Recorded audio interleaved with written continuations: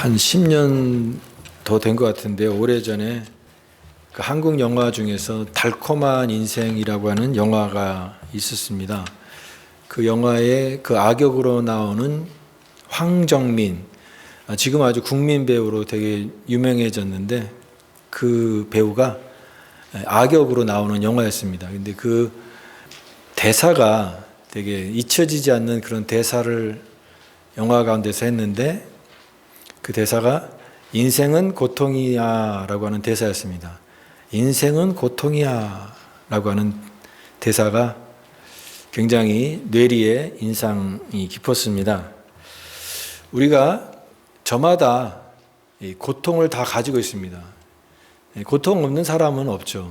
다 인생을 살아가면서 뭐 크든 적든 어느 정도의 자기가 경험하는 이 고통들을 다 가지고 우리가 살아갑니다.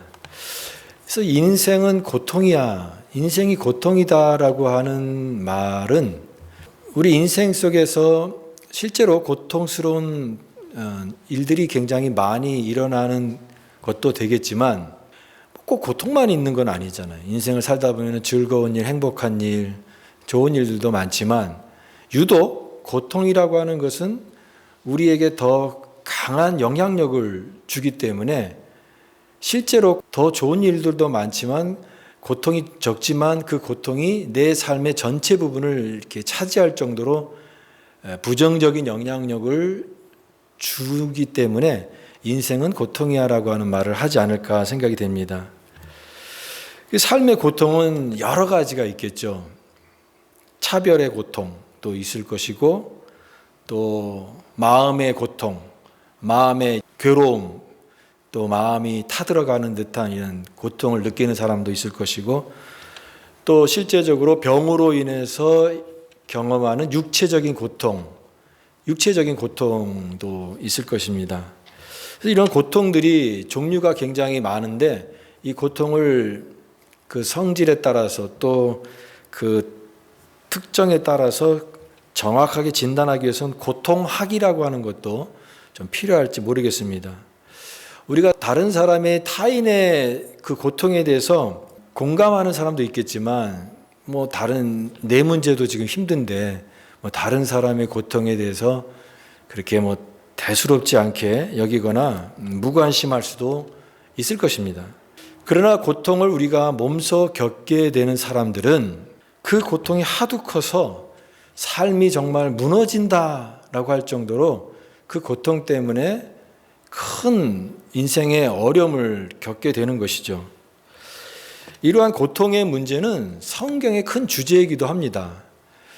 우리가 대표적으로 잘 아는 욥기도 고통을 다루고 있는 그런 성경책, 가장 대표적인 성경책이고 여러분이 좋아하는 시편에 보면은 이 고통 때문에 하나님 앞에 울부짖으면서 탄식하는 그런 시들이 굉장히 많습니다.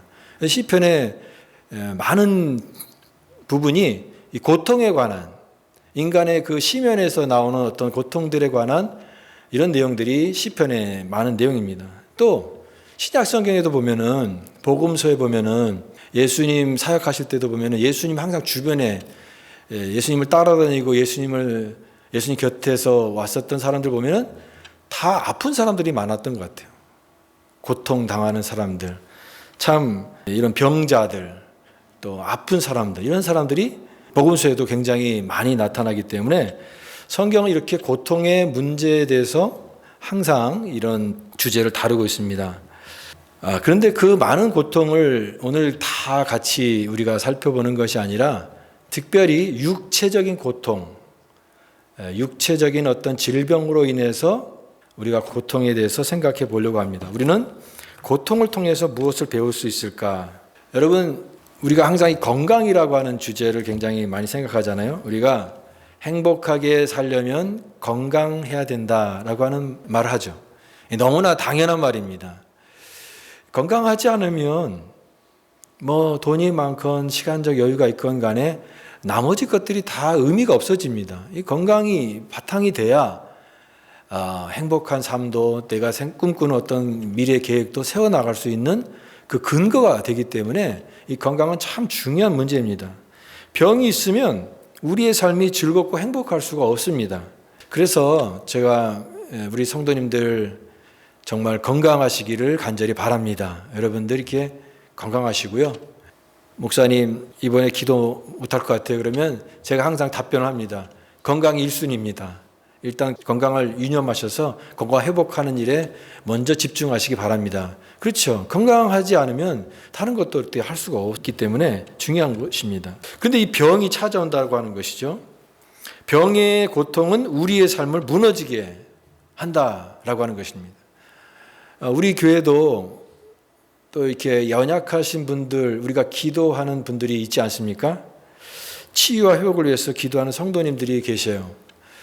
그분들이 건강하시기만 하면 교회에 정말 귀한 일꾼으로 또 하나님 앞에 쓰임받고 신앙생활을 우리와 같이 더불어서 행복하게 하실 수 있는데 정말 너무나 좋으신 분들인데 안타깝게도 육신의 연약함 가운데 거기에 사로잡혀서 정상적인 생활을 하지 못하는 분들을 볼 때 목회자로서 개인적으로 굉장히 안타까움을 갖고 있습니다. 빨리 회복되고 치유되기를 기도하고 바라지만 또 이렇게 쉽지 않은 것 같아요. 그러나 우리가 할 수 있는 최선은 그래도 늘 관심을 잃지 않고 연약한 자들이 당하는 어떤 이 고통을 생각하시면서 그들을 위해서 기도해 주는 일, 그것이 우리가 할 수 있는 최선의 일이라고 생각이 됩니다. 아시는 분들도 계시겠지만 작년 가을부터 제 아내가 계속 허리가 아팠어요. 몇 주 전부터는 이제 완전히 다리의 저림 증세가 점점 더 심해지는 거예요. 근데 통증이 언제 제일 심하냐면 밤에 잠잘 때 제일 심합니다. 그러니까 밤에 잠을 거의 못 자는 거예요. 그래서 한 달 전에 이제 병원에 가서 이제 그런 진행을 해 나갔을 때 MRI를 찍어야 되겠습니다. 그랬더니 MRI를 찍기 전에 먼저 피지컬 테라피, 그 물리 치료를 먼저 한 4주 정도 받고 이렇게 MRI를 진행하는 게 좋을 것 같습니다라고 하는 의사의 권유로 이제 물리 치료를 받았는데 물리 치료를 받고 했는데도 별로 크게 나아지는 것 같지 않더라고요. 그래서 결국은 지난주에 MRI를 찍었습니다. 근데 severe extrusion, 그러니까 심한 돌출인 거죠. 이게 디스크입니다. 그래서 디스크로 인해서 이렇게 튀어나오게 된 거죠. 신경을 누르니까 이 통증이 오는 겁니다. 지금은 이제 의사가 처방해 준 페인킬러, 그 진통제를 2개 먹고 타이레놀도 이렇게 먹어서 조금 진통이 가라앉긴 했는데 지난주가 굉장히 힘들었습니다. 밤에가 항상 이 통증이 오니까 같이 잠을 못 자는 거예요. 이렇게 저렇게 몸을 안 아픈 자세를 취하려고 이 자세로 했다가 저 자세로 했다가 자세를 잡는 것만으로도 2시간, 3시간 이렇게 하면서 밤 새벽 5시까지 잠을 못 자니까 본인도 힘들지만 그 옆에서 그걸 지켜보는 제가 너무 괴롭더라고요. 여러분, 다른 사람의 고통을 옆에서 지켜보는 것도 굉장히 힘든 일입니다. 밤이 오는 게 무서웠어요. 밤이 무서워서 저는 저 방으로도 막 가기도 하고 또 다른 방으로 왔다 갔다 하기도 하고 마루에 나갔다 오기도 하고 안절부절, 참 마음이 괴롭기도 하고 어떨 때는 또 화가 나기도 했습니다. 그런데 화가 나지만 누구한테 화를 내야 될지는 모르겠더라고요. 대상은 없어요. 화는 나지만 낼 수 없는 이런 어떤 분노가 생기기도 하고 괴롭기도 하고 또 속상하기도 하고, 그래서 건너방에서 막 그 고통을 막 참으려고 하는 한테 다가가서 말을 못하니까 이제 문자 메시지를 보내는 거예요. 예전에 어르신들이 아이들 이렇게 아프면은 그 아이들이 너무 아프면은 부모가 그런 얘기를 하잖아요. 내가 대신 아파줬으면 좋겠다. 참 저 애기가 말 못하는 애기가 얼마나 힘들까. 내가 대신 아파줬으면 좋겠다. 딱 그런 마음이더라고요. 내가 대신 아파줬으면 좋겠는데 그러지 못해서 미안하다고 이렇게 문자 메시지를 보냈어요. 근데 그 말이 또 굉장히 위로가 됐다고 그러는 거예요. 아무튼 이렇게 대신 아프고 싶고 그런데 그럴 수 없는 미안한 마음.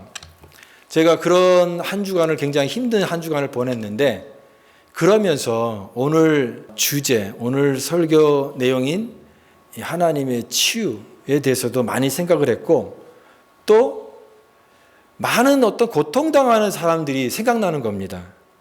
고통을 가지고 살아가는 사람들이 생각이 나는 거예요. 고통이 있으니까. 주마등처럼 쭉 고통의 모습들이 계속해서 머리에 떠오르는 그런 경험을 했습니다. 먼저 제 마음속에 떠올랐던 것이 뭐냐면 찬송가 471장의 찬양이었어요. 주여 나의 병든 몸을 지금 고쳐주소서. 제가 어린 시절에 기억을 해보니까 이제 기도원 같은 데를 가잖아요. 기도원 같은 데 가면은 거기에 기도원에 많은 사람들이 모여서 기도하고 또 예배드리고 그러는데, 그때 많이 불렀던 찬양 중에 그 찬양이 있던 것 같아요. 주여 나의 병든 몸을 지금 고쳐주소서. 그때는 몰랐지만 지금 와서 생각해 보니까 이 기도원에 와서 그렇게 하나님 앞에 매어 달리면서 기도하는 사람들이 나름대로의 병이 있었고 인생의 절박한 고통을 가지고 다른 어떤 데 갈 수 없으니까 하나님 앞에 와서 그렇게 매어 달렸던 그런 사람들이 아닐까 생각을 해보니까 이제 와서 그들의 고통이 이렇게 좀 이해가 되는 겁니다. 주여 나의 병든 몸을 지금 고쳐주소서. 하나님 내 병 이렇게 너무 병들어 힘든데 하나님께서 고쳐달라고 하나님 앞에 이게 몸부림치면서 막 기도하는 거죠. 또 성경에 나오는 이 수많은 병을 가진 사람들의 모습이 머릿속에 많이 떠올랐습니다. 예수님 사역하실 때 아까도 말씀드렸던 것처럼 늘 병자들이 늘 예수님 따라다녔잖아요. 여러분, 예수님 당시 때는 의학도 지금보다는 발달하지 않은 시대였고요. 또 대부분의 그 갈릴리 가난한 사람들이었잖아요. 그 형편이 어려우니까 의사를 찾아갈 수 있는 형편이 없는 그런 사람들이 대부분이었을 것입니다. 그저 병이 생기면 그 병을 어떻게 할 수가 없어서 병을 키울 수밖에 없는, 그래서 괴롭고 불행하게 사는 사람들이 분명히 많았을 것이라는 생각이 듭니다. 다리에 장애가 있는 사람, 또 눈을 앞을 보지 못하는 사람, 또 심한 정신질환을 앓고 있는 사람들, 또 귀신 들린 사람들, 또 여러 가지 각종각색 그런 병을 가지고 앓았던 그런 사람들의 모습이 이 복음서에서 그런 사람들의 생각이 났던 겁니다. 특별히 마가복음 5장에 나와 있는 한 사람이 생각이 났습니다. 이 사람이 12회를 혈루증으로 앓은 여인이에요. 혈루증이라는 것은 오늘날로 말하면 만성 출혈증이에요. 그러니까 여성의 그 자궁에서 계속 피가 이렇게 흘러나오는 거죠. 근데 그 당시 의학의 기술로는 이 병은 불치병이라고 합니다. 오늘날은 그런 거를 이제 치료할 수 있는 방법이 있겠지만 예수님 당시에 2000년 전이니까 유대 사회에 그런 병을 고칠 수 있는 그런 수준이 안 됐던 것이고, 또 그리고 더 힘든 게 뭐냐면 이런 유출병은 레위기법에 의해서 이 부정한 병이다. 이 하나님 앞에 죄를 졌기 때문에 부정한 죄의 결과로 이런 병이 생겼다라고 하는 그런 유대 사회의 사회적인 사람들의 시선을 받고 이 사람이 경험했던 거죠. 이 여인이 몇 년 동안? 12년 동안. 이 병을 낫기 위해서 이 사람이 얼마나 몸부림쳤겠습니까? 그냥 우리가 이런 사람이 있었구나라고 얘기할 수 있지만 제가 한 주간 동안 이런 게 제 마음속에 와닿았다니까요. 얼마나 몸부림치며 얼마나 안타까웠을까라고 하는 생각이 드는 거죠. 성경에 보면은 모든 재산을 다 허비했다라고 했어요. 그러니까 이 여자도 그 병을 낫기 위해서 정말 최선을 다했던 거예요. 돈을 다 써가면서 했는데 다 허비했지만 도리어 병은 더 악화되었더라 그랬습니다. 근데 그 12회를 혈루증을 앓은 여인이 생각났어요. 자신의 고통을 벗어나기 위해서 몸부림치며 모든 방법을 나름대로 다 했던 것이 느껴져서 그 고통이 제 마음속에 더 많이 와닿았다라고 하는 것입니다. 그리고 또 한 사람이 생각났는데 그 사람은 남자예요. 요한복음 5장에 나와 있는 사람이에요.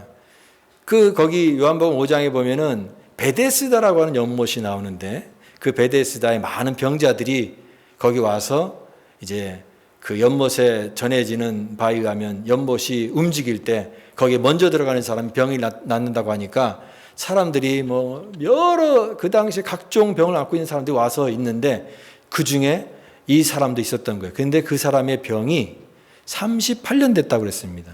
거기에 38년 된 병자도 있더라 그랬습니다. 38년. 여러분 혹시 몸이 아파서 또 감기에 지난주에 감기에 걸리거나 또 여러 가지 병에 걸리셔서 한 주간 동안 힘들 때 한 주간이 얼마나 힘들었습니까?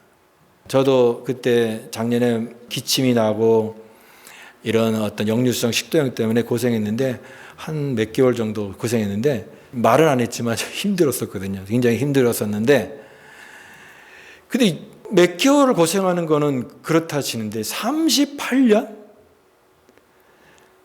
인생의 반을 병으로 절망적인 그 하루하루를 살면서 38년을 누워서 병상에서 괴로워하면서 살았던 사람들의 모습을 생각해 보면은 너무나 안타까운 거예요. 그냥 타인의 고통, 무관심한 타인의 고통이 아니라 그 사람이 겪었을 그 고통의 무게, 고통의 깊이 이런 게 그냥 그대로 내 몸속에 전해지니까 마음이 참 여러 가지 마음이 생각이 되었던 것이에요. 근데 여러분 이 성경에 나와 있는 이런 사람들의 고통을 가지고 사는 사람들이 어디 성경에 나오는 그런 사람들 뿐이겠습니까? 오늘날에도 당연히 고통이 있습니다. 여전히 고통을 안고 살아가는 사람들이 많을 거예요. 제가 예전에 새벽 예배 그 말씀을 전하면서 통증이라고 하는 그 내용을 설교를 한 적이 있어요. 근데 그 통증을 조사해 보니까 이 통증도 강도가 있는데 인간이 느끼는 가장 병으로 인해서 가장 큰 통증은 복합 부위 통증 증후군이라는 거예요. CRPS, Complex Regional Pain Syndrome. 근데 이 복합 부위 통증 증후군은 한마디로 말하면 죽을 정도의 아픔이라는 거예요. 그 통증이 손과 발을 그냥 칼로 찢어내는 듯한 손발을 자를 때보다 더 고통스러운 병이에요. 병 중에 고통 중에서도 가장 최상급의 고통의 끝판왕, 가장 고통스러운 이 병, 극심한 고통인데 이런 참 희귀한 병이죠. 근데 인구 10만 명 중에서 한 6명에서 25명 정도로 이런 또 병을 앓고 있는 사람이 있다고 합니다. 우리는 잘 모르죠. 그런 병도 있다라고 하는 것이죠. 이 통증을 앓고 있는 사람들은 뭐라고 얘기하냐면 그냥 사는 게 죽는 것보다 더 괴롭다. 죽는 게 차라리 낫다. 그런 어떤 텔레비 프로그램이 있었는데요. 무엇이든 물어보살. 서장훈, 이수근이 함께 진행하는 무엇이든 물어보살이라고 하는 TV 프로그램에 한 젊은 출연자가 출연했는데 이 사람이 바로 이 복합 통증 증후군을 앓고 있는 사람이었어요. 젊은 사람이에요. 근데 뭐라고 얘기냐면 너무 힘들어서 차라리 죽고 싶다고. 그러면서 이렇게 밝게 얘기하더라고요. 근데 얼마나 통증이 얼마나 심했으면 그렇게 말할 수밖에 없었겠습니까? 제가 이런 이야기를 하는 것은 세상에는 이런 고통도 있다. 우리 다 아는 바죠. 그렇지만 이미 알고 있지만 제가 최근에 이런 생각을 하게 되는 것은 가까운 사람의 고통을 옆에서 느끼기 때문에 제가 그게 더 많이 생각이 났던 것 같습니다. 아무튼 나 자신을 포함해서 우리 주변에 가까운 사람들 또 주변에 있는 사람들, 먼 사람들의 고통까지 생각하면서 오늘 주시는 하나님의 말씀을 더 마음속에 받아들이게 된다라고 하는 것입니다.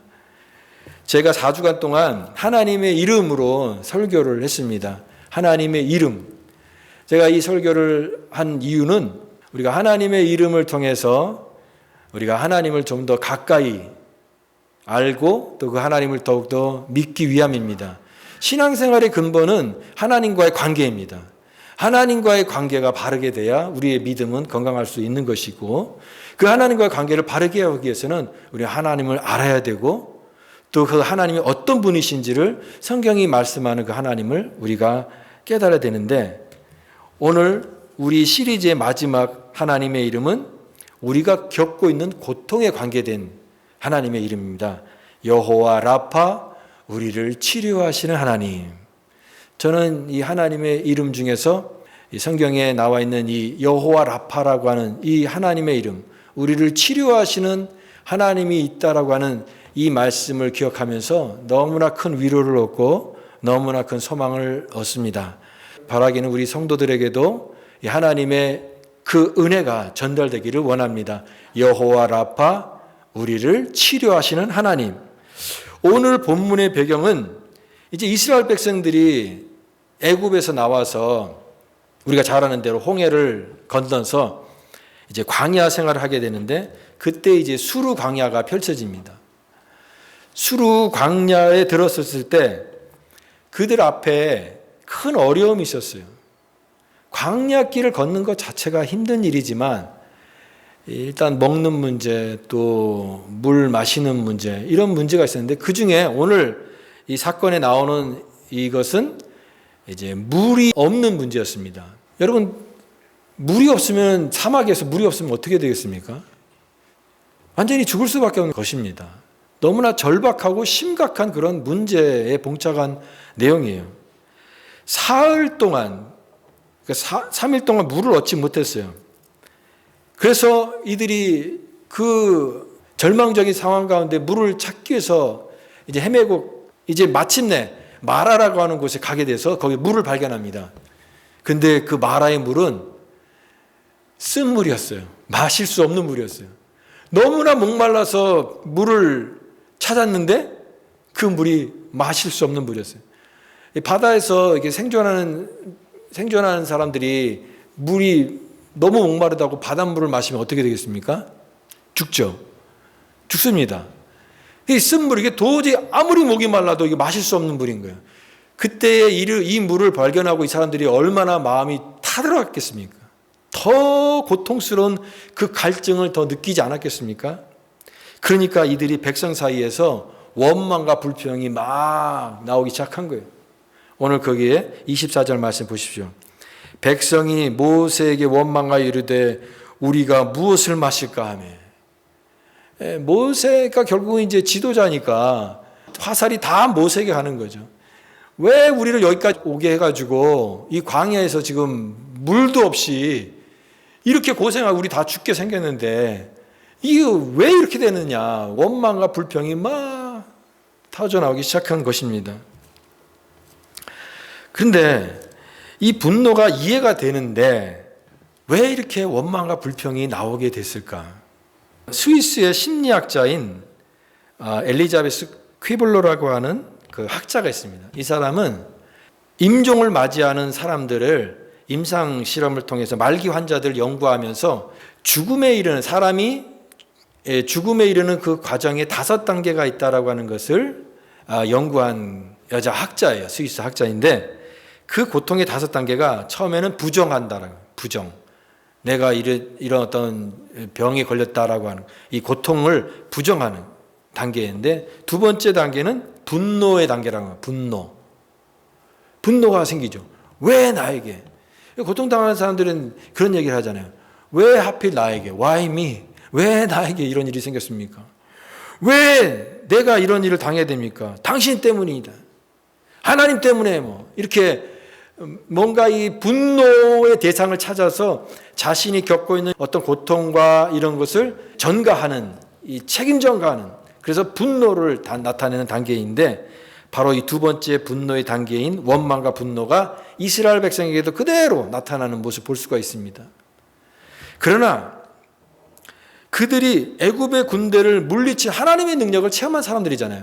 그 마라의 광야에서 오기 전에 그들이 처음 한 건 무엇입니까? 홍해 바다를 건너시고 그들을 권능의 장중으로 인도하시는 하나님의 기적을 체험한 사람들이잖아요.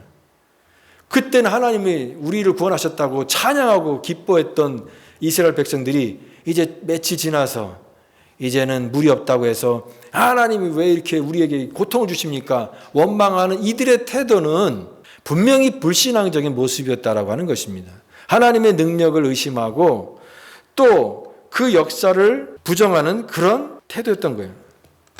그래서 믿음의 모습이 아니었지만 이제 하나님께서 이제 모세를 통해서 한 나무를 그 쓴물에 던지게 되죠.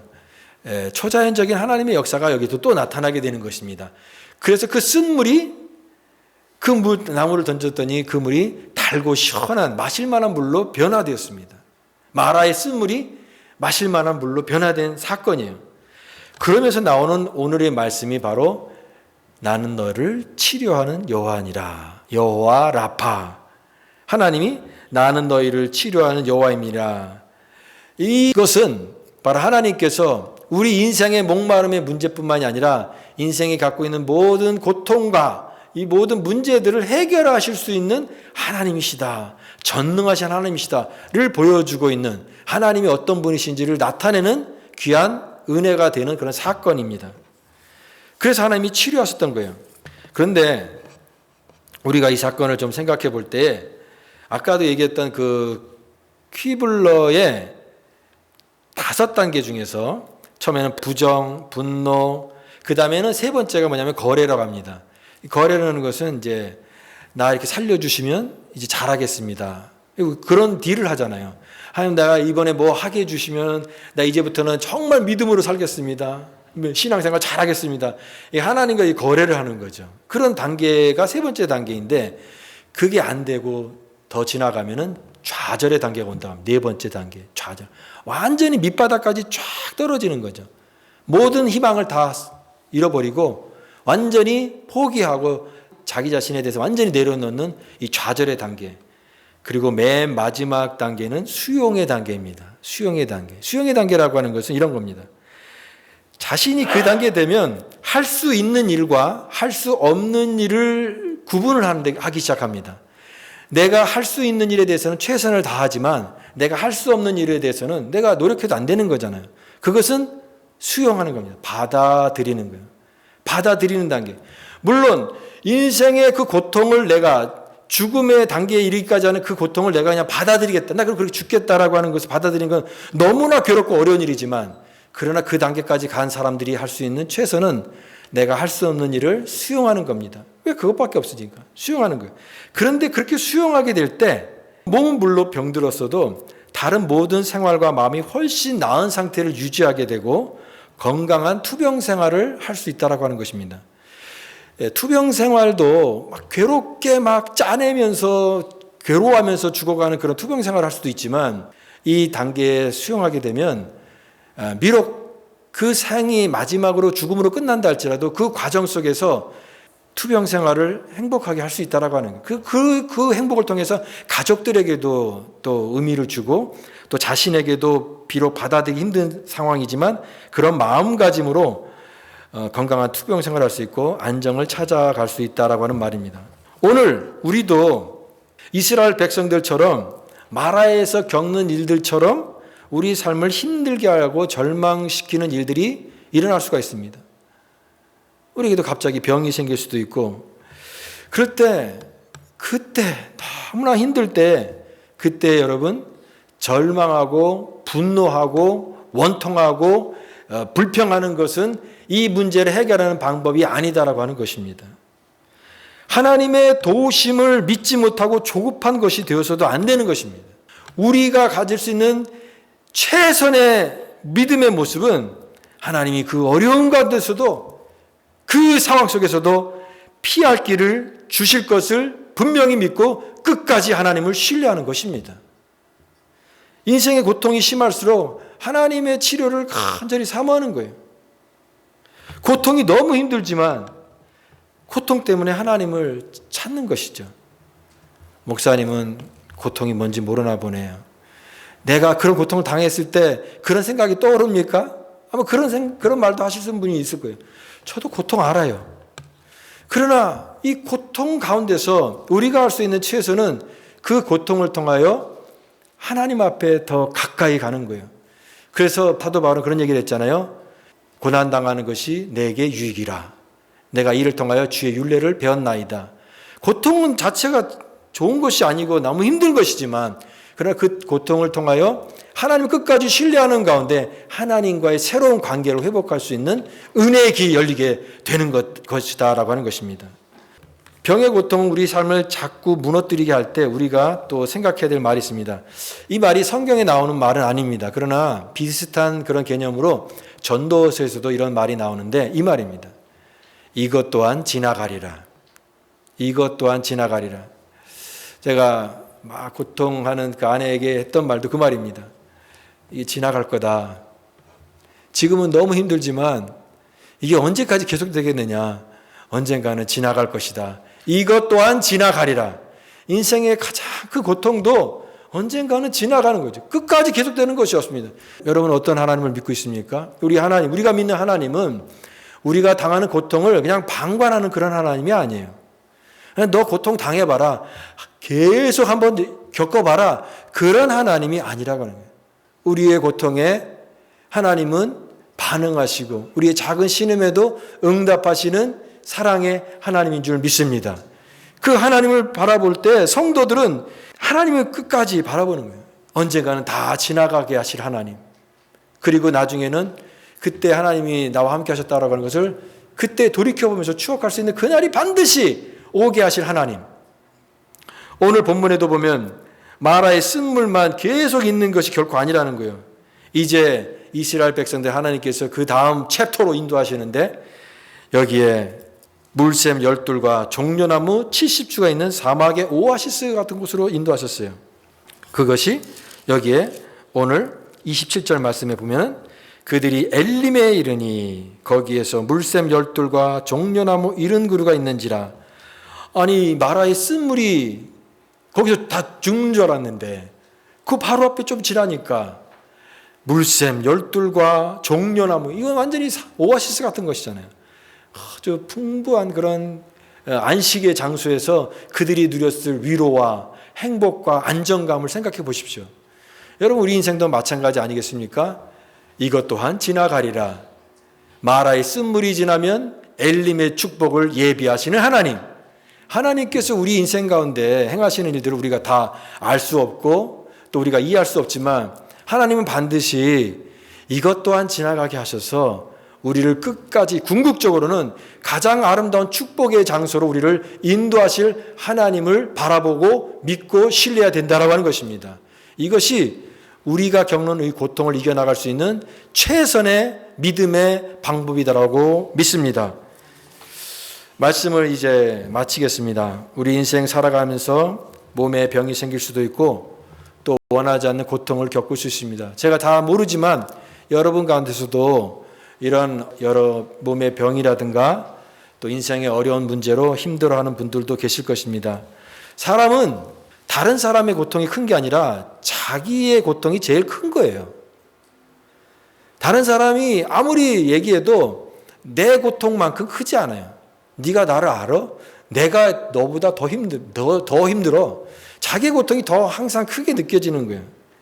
그래서 너무 힘들 때 왜 나는 이런 일이 있지? 왜 나에게 이런 힘든 일이 있지? 왜 내가 고통스럽지? 라고 할 때 여러분 오늘 말씀을 기억하세요. 오늘 말씀을 통하여 만난 여호와 라파 너희를 치료하는 하나님, 이 말씀을 항상 기억하시면서 하나님의 놀라운 치유와 위로를 받는 우리 모두가 되기를 바랍니다. 하나님 우리 문제를 해결해 주시는 진정한 치료자예요. 사랑하는 성도를 역경 가운데 내버려 두지 않고 반드시 건져주시는 하나님이십니다. 예수님 우리 고통을 겪으셨어요. 예수님 이 땅 가운데 오셔서 인간이 겪는 모든 고통, 아까 다중증후군 그런 고통까지도 예수님은 십자가에서 다 겪으셨어요. 왜 겪으셨을까요? 우리를 치료하기 위해서. 예수님은 우리를 치료하기 위해서 스스로가 상처를 입으셨어요. 그래서 예수님을 상처 입은 치유자라고 부르는 것입니다. wounded healer. 멋있는 말 아니겠습니까? 본인의 상처를 통해서 우리보다 더 큰 상처를 갖고 있는 그 다른 사람들의 상처를 치료하시는 예수님의 치유가 있었던 거예요. 예수님 상처 입은 치유자가 되셔서 고통당하는 자를 위로하고 계십니다. 그러므로 하나님이 우리를 치유하심을 믿고 내 인생의 보호자 되신 하나님, 인도 되신 하나님 앞에 내 인생을 맡기는 거예요. 반드시 기억하십시오. 마라의 고통이 있을 수가 있어요. 그러나 마라의 고통이 지나면 엘림의 축복이 기다리고 있습니다. 하나님 우리를 그냥 버려두지 않으시고 반드시 회복시키시고 내가 손을 내어서 주님 내 손 붙잡아 주세요 라고 기도할 때 우리 손을 먼저 붙잡아 주시는 사랑과 능력의 하나님인 줄 믿습니다.